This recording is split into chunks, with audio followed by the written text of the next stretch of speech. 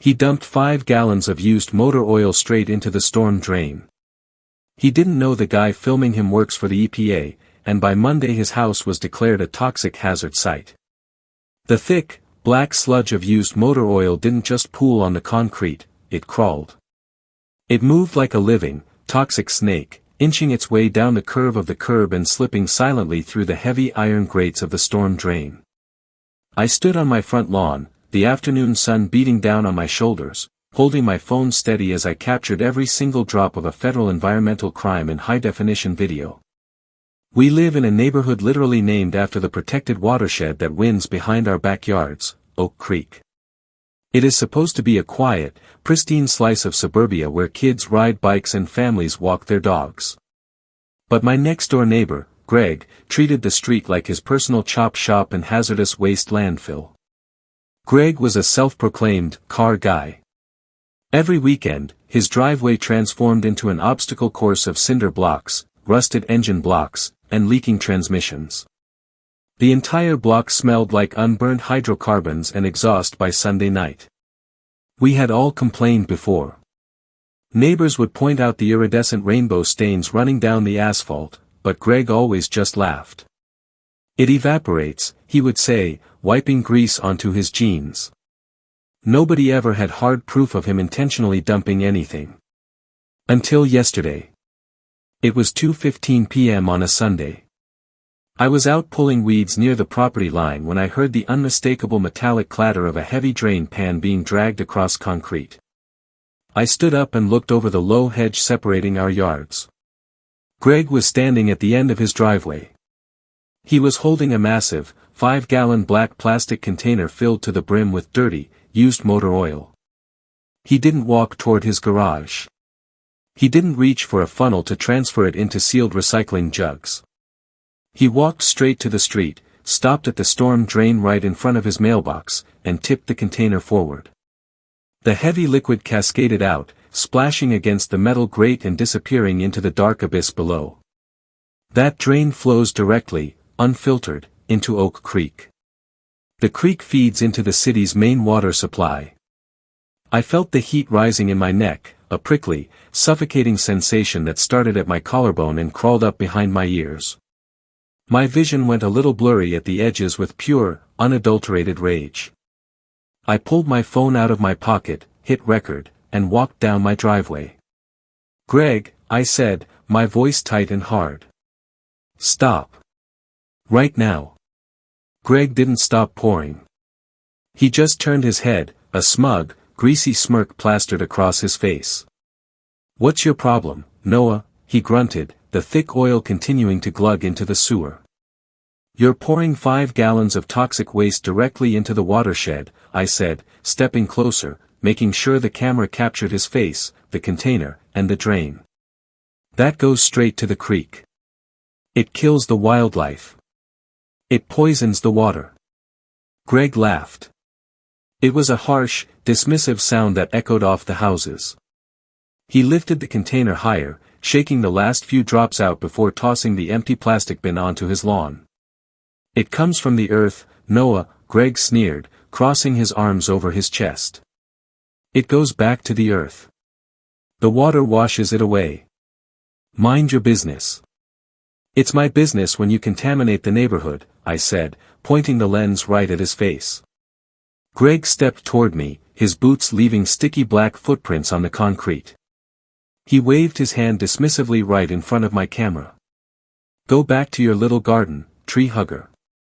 If you don't like it, call the cops. See if they care about a puddle." He turned his back on me and swaggered back up his driveway, disappearing into his garage. Intermission. What Greg doesn't realize is that he isn't just dealing with an annoyed suburbanite, he is dealing with a man whose entire professional career is built on hunting down and destroying environmental violators. I don't just care about trees. I work as an environmental compliance consultant.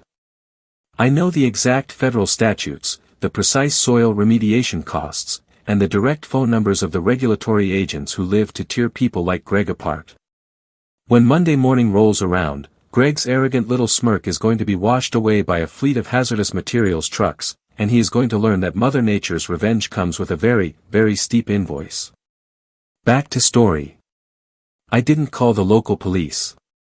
Local cops don't have the jurisdiction, the training, or the budget to deal with ecological disasters. They would have given him a warning, maybe a small municipal fine for a nuisance violation. I walked back into my house, locked the door, and went straight to my home office. I booted up my dual monitors. I uploaded the 4K video to my encrypted drive. I pulled up the Environmental Protection Agency's emergency reporting portal, specifically the Division for Clean Water Act violations, and the City Water Department's hazardous spill hotline. I didn't just submit a generic tip. I wrote a comprehensive, legally binding incident report. I detailed the exact volume of the discharge, the viscosity, the estimated chemical makeup based on the vehicle model, the precise GPS coordinates of the municipal drain, and the direct proximity to the protected Oak Creek watershed. I attached the video, making sure to highlight the timestamp in Greg's clear, verbal admission of the act. I hit send at 8 a.m. sharp on Monday morning. The response was not a slow bureaucratic shuffle. It was a blitzkrieg. At 11:30 a.m., I was sitting at my desk when the low, heavy rumble of commercial diesel engines shook the windows of my house. I looked outside. The street was blocked. Two massive white hazmat trucks, adorned with the city's environmental services logos, were parked diagonally across the road. A heavy-duty vacuum truck backed up directly to the storm drain in front of Greg's house. 5 men in bright yellow Tyvek suits, thick rubber boots, and respirators piled out. They unspooled thick, corrugated hoses and began prying the heavy iron grate off the storm drain with crowbars. The flashing amber lights painted the neighborhood in a chaotic, urgent strobe. Greg's front door flew open. He marched out onto his porch, barefoot, wearing basketball shorts and a stained undershirt. He looked furious, marching down his driveway with his chest puffed out. "Hey!" Greg barked, waving his arms at the workers. "You're blocking my driveway. You can't park that rig here, I have to go to work." A man in a white hard hat holding a clipboard turned to face him. He didn't look intimidated. He looked like a man who was about to deliver a death sentence. "Are you the homeowner at this address?" the inspector asked, his voice booming over the sound of the industrial vacuum spinning up. "Yeah, I am." Greg shouted. "Move the truck." "Sir, step back from the contamination zone," the inspector ordered, pointing a gloved finger at Greg's chest. "We are responding to a Category 3 hazardous materials discharge originating from your property. We have video evidence of you deliberately dumping used motor oil into a municipal waterway conduit." Greg froze. The anger on his face melted, instantly replaced by the pale, wide-eyed look of a man who suddenly realizes the ice he's standing on is cracking. He looked over at my house. He saw me standing on my porch, leaning against the wooden pillar, watching him. "It was just a little oil." Greg stammered, holding his hands up defensively. "It was a mistake. I knocked the pan over." "The video shows you lifting the container and pouring it, sir," the inspector said coldly. "We currently have teams deploying absorbent booms downstream at the creek to prevent a mass wildlife casualty event. You are interfering with an active federal cleanup operation." The vacuum truck roared, sucking hundreds of gallons of contaminated sludge out of the drain system. 2 other workers were on their hands and knees on Greg's driveway, using specialized tools to drill core samples directly out of his concrete and the surrounding soil. That's when the real bombshell dropped. The inspector walked over to the men taking the soil samples. He looked at the chemical readouts on a handheld device. He walked back to Greg, and his expression was grim. "The hydrocarbon saturation in this soil isn't from a single 5-gallon dump," the inspector stated, flipping a page on his clipboard. "The earth under your driveway is entirely toxic. This soil has been absorbing heavy metals, coolant, and petroleum for months, maybe years. You haven't just polluted the water, you've created a permanent toxic hazard site." Greg's mouth opened and closed like a fish suffocating on dry land. I do all my own maintenance, he whispered weakly. Not anymore, the inspector said. Within an hour, the street was swarming with investigators. They started knocking on doors. They went to Mrs. Higgins across the street. They went to the Petersons next door. They asked if anyone had security camera footage facing Greg's driveway. People in this neighborhood despised Greg.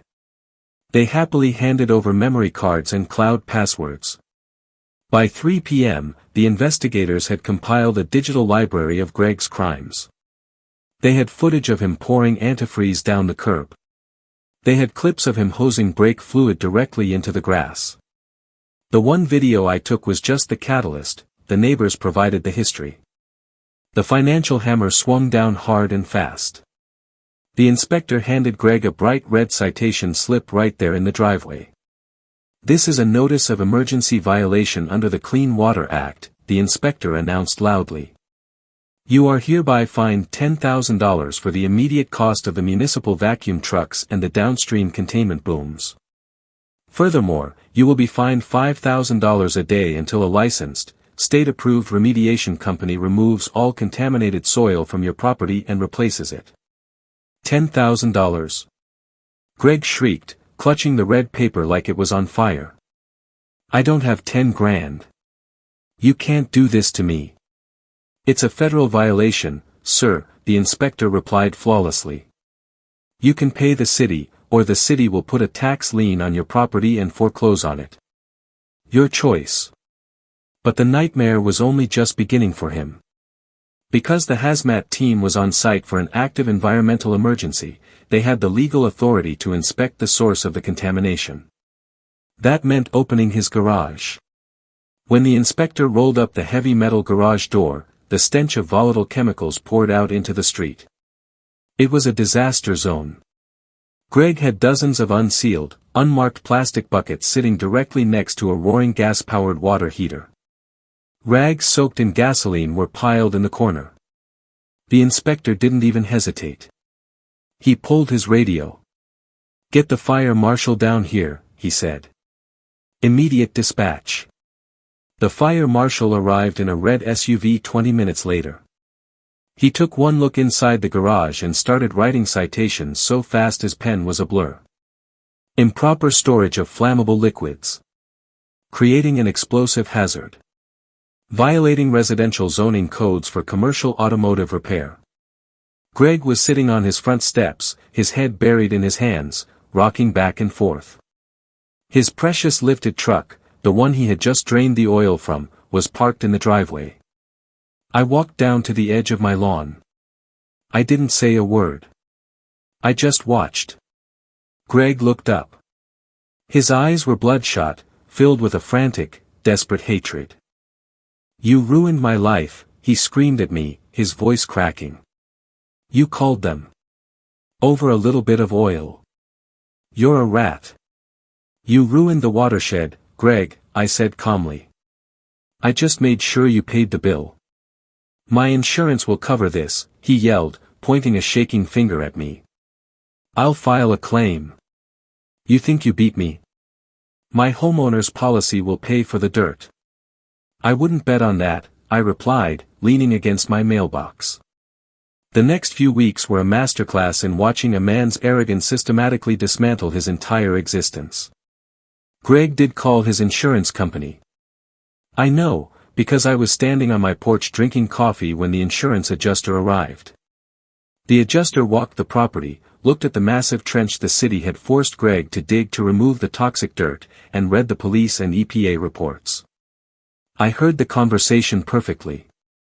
Mr. Stevens, the adjuster said, holding a thick file. Your policy covers accidental environmental discharges. Like a tank rupturing, or a pipe bursting.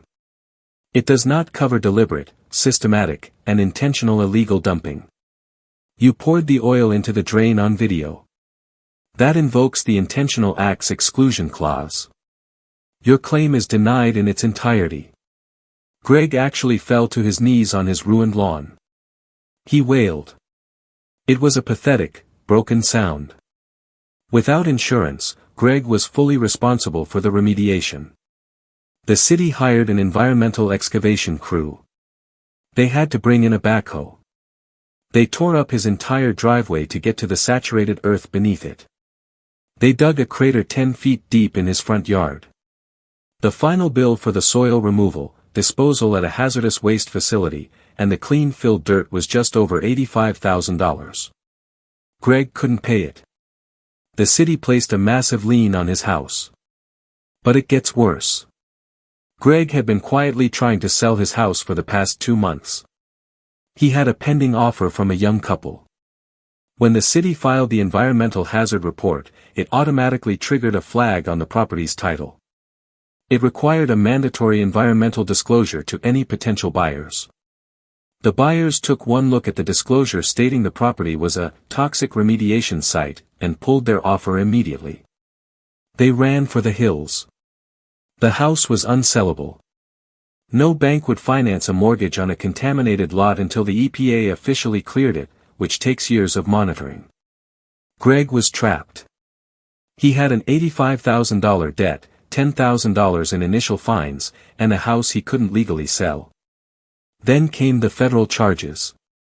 Because Oak Creek is a protected tributary that feeds into navigable waters, the EPA didn't just fine him locally. They referred the case to the federal prosecutor's office. Each time he dumped oil, and the neighbors' videos proved he did it at least 4 times, was a separate violation of the Clean Water Act. They didn't arrest him right away, but they impounded his truck. The lifted, obnoxious diesel monster that started this whole mess was seized as evidence because it was the source of the pollutants. A flatbed tow truck hauled it away while Greg stood on his porch and cried. Facing federal indictment and crushing debt, Greg was forced to liquidate everything. When the city finally released his truck from evidence 3 months later, he couldn't even drive it.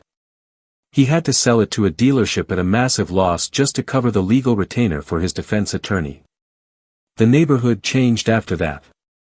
The city came out and restored the creek. They installed bright yellow, metal plaques on every single storm drain on our street. The plaques feature a picture of a fish and bold black text, "Drains to Creek, NO dumping. Federal offense." My video didn't just stay in the EPA's evidence file. The local news got a hold of it through a public records request. They aired it on the 6 p.m. broadcast. The city's environmental department used a blurred snippet of it in a social media awareness campaign about groundwater pollution. The caption read, "It doesn't just go back to the earth. It goes into our drinking water." Greg still lives next door. He has to. He can't sell the house, and he can't afford to move. He doesn't work on cars anymore. His driveway is a patch of uneven gravel because he couldn't afford to have the concrete report after the excavation. He takes the bus to work. He never looks at me. When we happen to be outside at the same time, he keeps his head down, staring at the dirt he paid $85,000 to replace. The air on our street smells like pine needles and fresh rain now. The heavy, suffocating scent of gasoline and arrogance is gone permanently. Sometimes, when the weather is nice, I walk down to the creek behind our houses. The water runs clear over the stones. I watch the small fish darting through the shallows, safe from the toxic sludge that almost suffocated them. Greg thought the rules didn't apply to him. He thought his property line was a magical barrier where the law stopped and his ego began. He forgot that everything flows downstream. So, tell me. Am I the monster for bankrupting my neighbor and trapping him in a ruined house, or did he just finally pay the toll for poisoning our world? If you have made it this far and want to see more videos like this, then kindly subscribe and turn on notifications so you may never miss another story like this.